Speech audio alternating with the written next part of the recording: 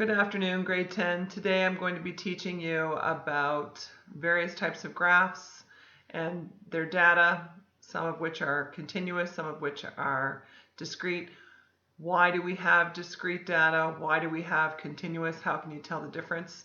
I'm going to be teaching you how to establish what the domain is and the range of those different kinds of graphs, how we figure that out if we have a continuous versus a discrete, and so on. So let's jump in and have a look at our first set of graphs. Okay, so let's look at this first graph. This is actually known as a parabola.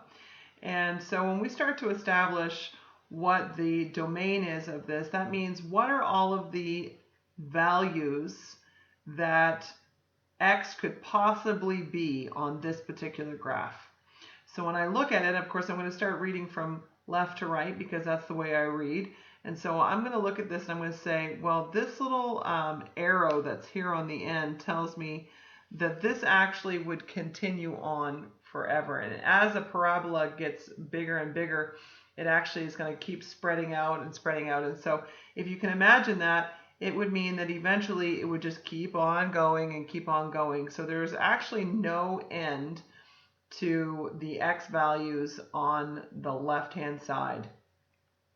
But if we look at it on the right-hand side, it does have a dot right here at this side of the parabola, and so that's telling me that the farthest it's ever going to go to the right on my number line is a +3, because that's the +3 right there. And so at that point, it's going to be x is going to be absolutely everything that is going to be less than that +3. So when I write my domain, I'm going to say x is going to be less than or equal to a +3. And so that is actually going to be my domain. And in grade 10 here, we're just going to write domain like this, ... When you get to grade 11, you're going to talk about writing things in set notation, and it's going to be a little more particular than that. But for right now, that's going to be good enough for us. So that means that x could be, the way this is worded is x could be absolutely everything that is going to be less than 3. So you're looking at the x values right here. And so you see how if I were to bring my pencil along here, x could be, you know, the 2.75 and the 2.7 and the 2.5 and the 2.3 and so on and so forth. You see how I'm drawing that out for you, but you see what I'm saying. So it's not just these dots, because this is actually known as continuous data.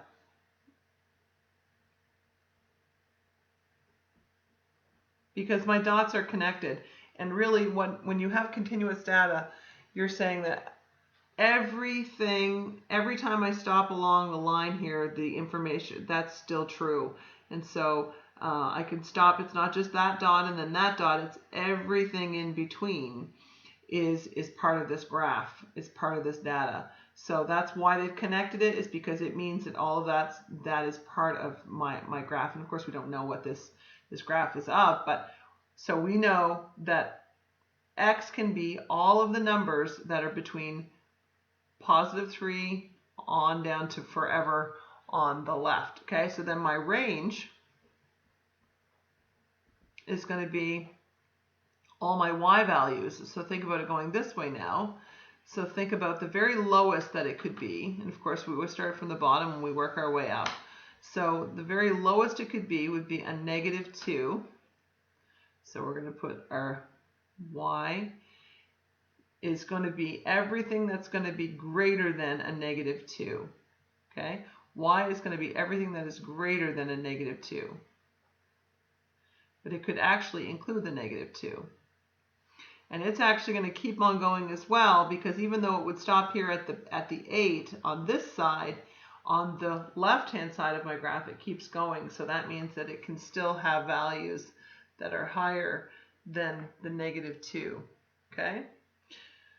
So that's that one, and this is continuous data. All right, next one, number 2. Look at this one right here. This is an interesting one because we have a dot and then we have another dot over on this side. And so what we're going to say for the domain is, this one's a little bit different. We're going to put our x here in the middle. I kind of look at it almost like it's a sandwich. The x is in the middle, and x is going to be everything that is going to be greater than the -2. It could also include the -2, but it's also everything less than or equal to the +2. And so when you're doing one like this that has 2 dots, you can kind of think of it like that. The x values are, all of these. Think about what that value would be right there. If I had to stop and put a little point right here or right here, what would you say that point is? Well, that's at the negative 0.25 and the positive 2 or just under 2 on the y, right? So if we're just looking at the x values right there, that's going to be, negative 0.25, negative 0.4, negative 0.6, negative 0.8, excuse me, negative 1. Do you see my point? So we're just we're saying it's everything in between. Instead of writing down every single value that would be between, because of course there'd be an infinite number of answers, we're just writing it this way. We're saying that x can be everything that's greater than a -2, but it also can be everything that is less than a +2. So that kind of tells you that these are my restrictions to my domain. It never is a -3. On this graph, it never is a -3. It never is a -4. It never is even a -2.1. It's always in between the -2 and up to the 2. It's never a 4. It's never, that graph doesn't stretch all the way to 4, okay? So then when you do the range,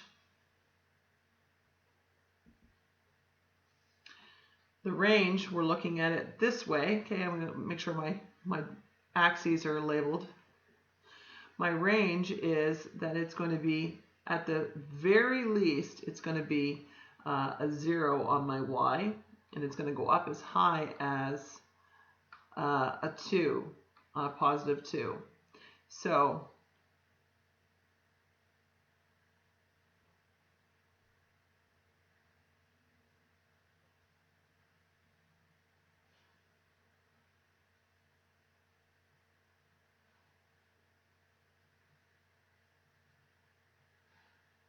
okay, so the very lowest it can go is a 0, and the highest it can go is a 2. Okay, so, and of course this is connected, the dots are connected as well, and so this is also continuous data.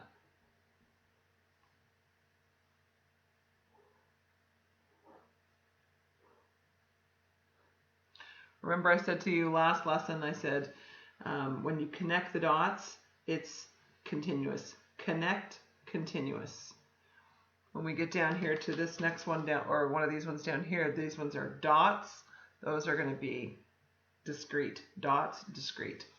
Okay, so let's continue with this one right over here. And I'll kind of zoom in for you a little bit. Okay, so this is an interesting one. So let's start with our domain.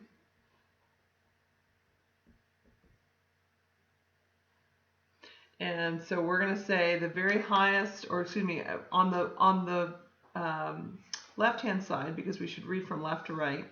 On the left-hand side, we see that it has an arrow on the end right here. So that tells me that it can keep going forever. It doesn't have an end.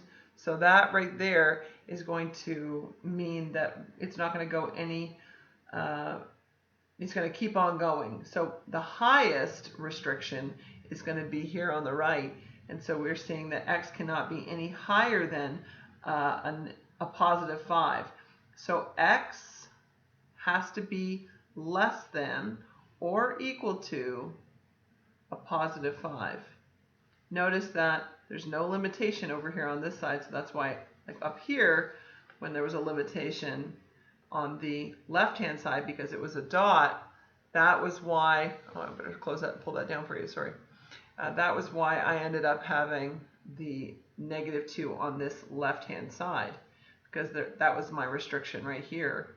But down here, this one doesn't have a restriction on my left. It just keeps going, so there's no value right there, is there? So it's just saying x is going to be less than or equal to a 5. And it's because it's a dot right here that I say it can include that 5. Yep, it is going to fall right on the 5 as well. And then I'm going to close out my domain. So these are all the values that x could be. X could be a 4, yes, but it also could be everything that's on that graph in between the 4 and the 3.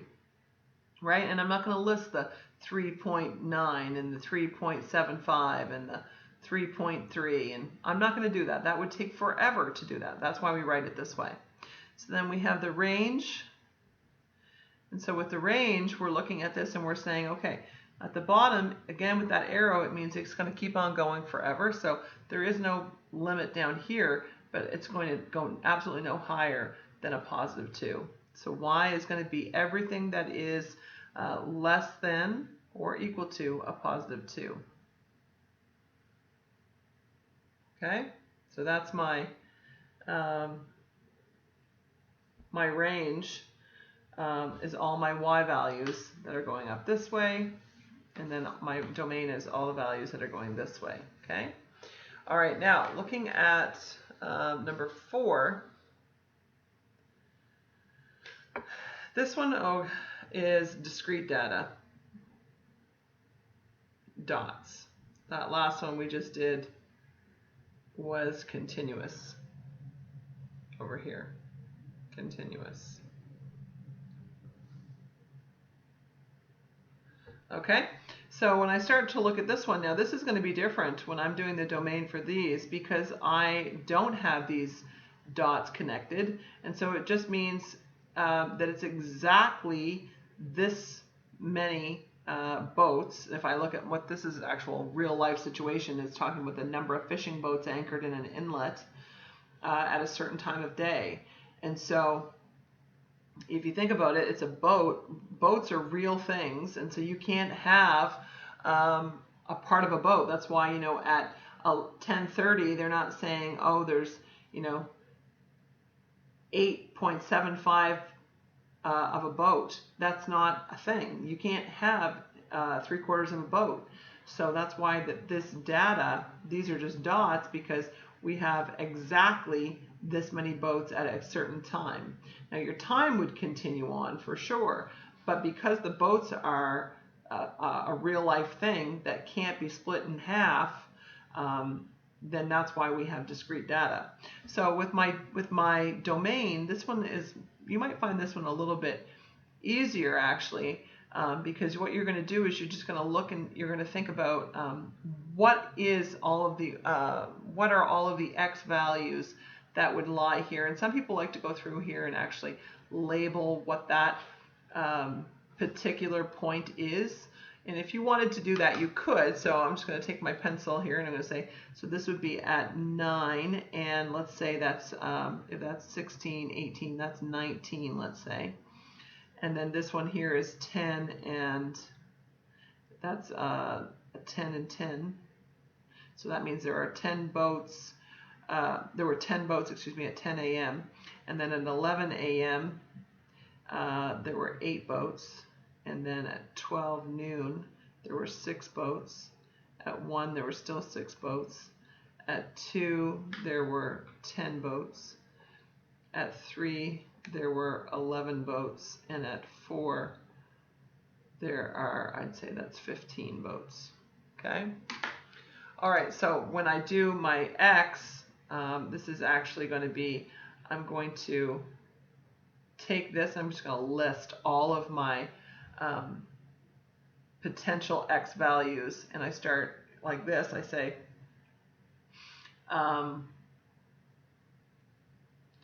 9, 10, 12, 1, 2, 3, and 4. Okay, keeping in mind that those were AMs and this is PM. Okay, and then my range, oh sorry, I gotta pull that up for you, don't I? Make that a little bit.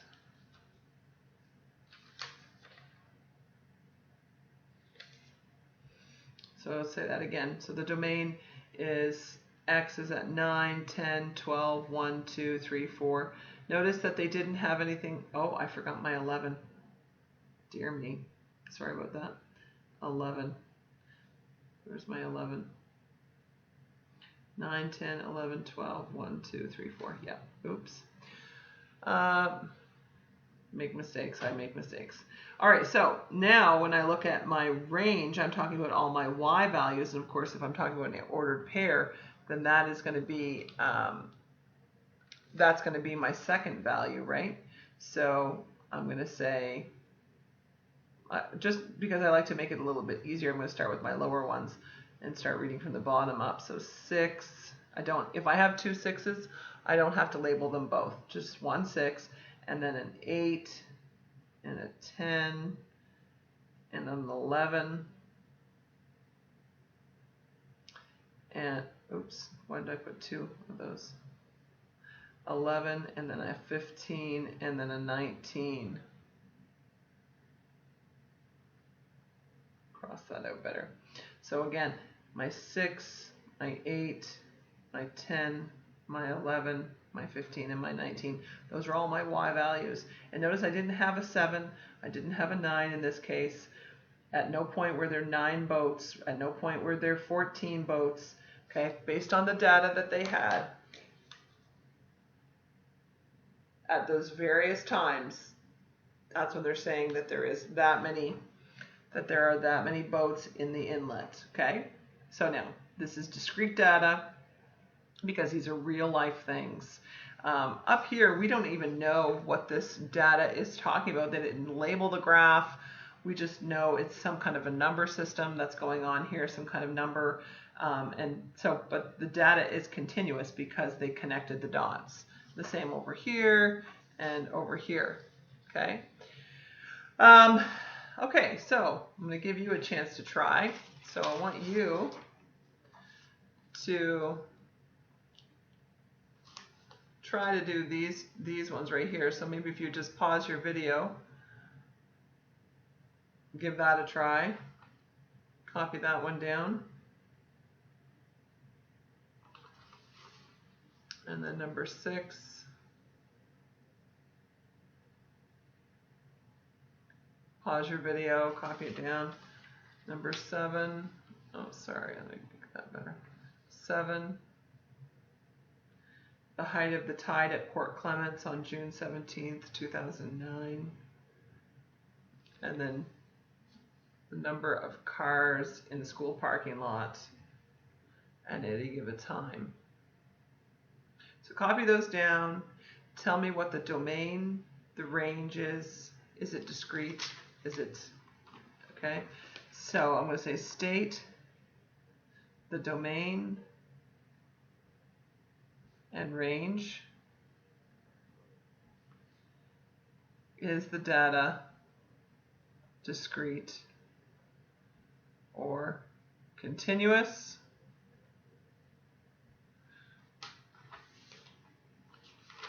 Okay, is the data discrete or continuous? So you've had a chance, hopefully, to do that, and now we're going to go over the answers. Hopefully you paused it and you had a chance to give that a try. So I'm just going to go over these answers with you, and then I'm going to give you an assignment for what you can do for today. Okay, so let's say, first of all, this data right here, even though it has a dot and an ending point, a lot of people confuse that with being not being discrete, but because they connected the dots, this is continuous data.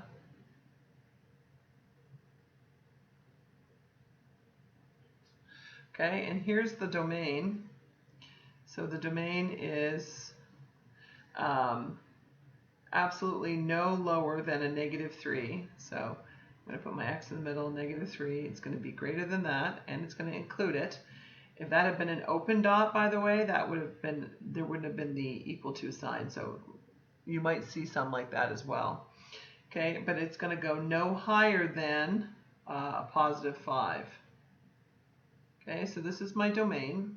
And this little abbreviation right here, this just means x such that. That's what that little line, sometimes you'll see such that is what that means. Okay, so that's just a shortcut way of, instead of writing out the word domain. And then if I do it with my range, I put y such that. And of course, y, the very lowest it can be is at the +3, and the highest it can be is at 7. So +3 and 7, and that is my domain and my range for this, and this is continuous data. Okay, number 6. Number 6, again, this is still continuous. So continuous data, because they connected the dots. Just because you see dots doesn't mean that it's discrete. It has to, if they've connected the dots, then it's continuous.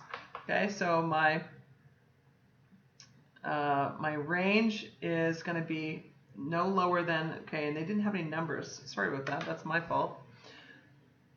Let me just add, if they don't put numbers, by the way, you should assume that those are ones. That's the standard in math. So that's 2, 4, so -2. This would be 2. So that's 1, 2, 3, 4, 6.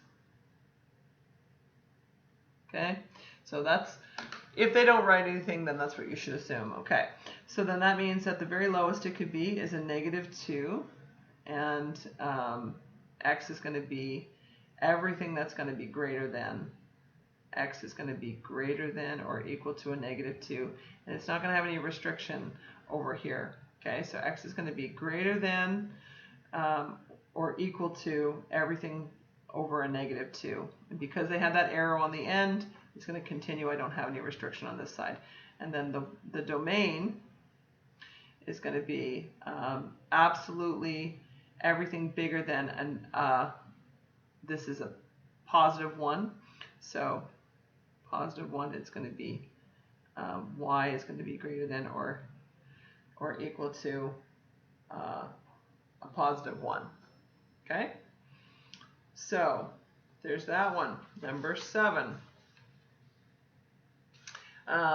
The height of the tide at Port Clements. I always like the ones that are real life situations better. But so we have on this particular one, again, we have, this is continuous data because they connected the points, they connected the dots. And so then we're saying x such that, here's my domain, it can be a 9 all the way up to 4, so 9 a.m. X is going to be everything greater than that, but less than or equal to 4 p.m. You're going to notice this system as well as if you always put your X there in the middle or on the right, that your arrows are always going to follow, or your greater than, less than signs are always going to follow that same kind of pattern. They're always going to be like that. So because in math, you know, the lowest number is on the left-hand side of the number line, and then up to the highest number on the right. So it's just always going to follow that pattern if you're looking for a pattern right now. And then so if I'm looking at my range, I'm looking up these values right here, my y values, and so this one's a little bit harder for me to read. I'd say that's a 1 meter, so that I'm going to take a guess, and this is the hard part. You know, someone might say, well, I thought that was a 0.875. I'm going to go ahead and say that's a 0.9 meters, and so then y is going to be everything that is going to be up to, but including, if that's a 1.4, I'd say that's about a 1.5 meters. And I got to make sure I put my greater than or less than or equal to sign in the middle. So that meant that the height of those of the tide at Point Clements never went any lower than a 0.9 meters, and it never went any higher than a 1.5. That's what my range is telling me right there. Okay, and then the last one, the number of cars in the school parking lot. This is discrete data. These are dots, they didn't connect them. Again, in this real life situation, when you're talking about cars, you can't have part of a car. So that's where your restriction ends up becoming that we have to use discrete, because it just doesn't work any other way. When I started looking at this, I was kind of thinking, this is a bit weird. This information is a bit weird, but I suppose, you know, if these are the seniors who have there's maybe, let's say, maybe that's 33 cars of seniors that have their cars, but at 9 a.m. you've got a bunch of parents dropping their kids off, and then they've dropped their kids off, and let's say, you know, now some seniors have left and gone to co-op, and that's why the number's gone down, and then, you know, back up at noon for parents to come back and pick their kids up, and then at 1 o'clock you're back to, you know, some seniors are still gone to co-op, but you know, there's a few seniors there, and then by 3 o'clock, of course, the parking lot starts to fill, like empty out, and by 4 o'clock there's hardly anybody there anymore at all. Maybe this is just a few people staying for after-school sports or music. So anyway, if we're talking about doing it this way, this is probably the way that most of you would find it easier, is to write down what is the ordered pair that's represented here. So of course you always put your X first. So 8, and let's say, what did I say that was? Probably 33. And then at 9 it was, if that's 70, that must be, let's say, 65. And then at 10, that's, what's that, probably 25. And then at noon, that's going to be exactly 60. And then at 1, that's going to be 20, maybe 27. And then at 3, that's 10. And at 4, that's like 5 cars left, okay? When we write it out like that, it makes it really super easy for me to go through and figure out what my domain is. So remember, when it's my, when I have discrete data, then you're going to list them down here. You don't use the inequality signs. The inequality signs you'll always use when we're talking about continuous data, but when we're talking about discrete data, you're going to list them. So for my X's, they were the very lowest, it was, of course, it's 8 a.m., so 8 a.m., 9 a.m., 10 a.m., 12 p.m., 1, they didn't have one listed for 3, and then 4 p.m. So those were the elements of my, excuse me, I gotta raise it up for you. These were the elements of my domain: 8 a.m., 9 a.m., 10 a.m., 12 noon, 1, 3, 4. And then my range is all my elements that are my Y. So now I start looking here and I go, okay, what was my very lowest going on up to my highest? So I had a 5, a 10, a 25, a 27, a 33, a 60, and a 65. Now I'm sure, as sure as I'm sitting here doing this, that there's somebody who's going to say, well, what if I looked at that and I thought that was a 32? Are you going to mark that wrong? What if I thought that was a 35? Are you going to mark that wrong? No. But if you said that was a 20 something, then obviously you're not able to read the graph properly, right? Because here's the 20s to 30s, right? So as long as you pick something that's reasonable in here for that, then I would agree with you, right? And especially if you had it all written out here like this, and I could see what you had done, then I would know that you knew what you were doing.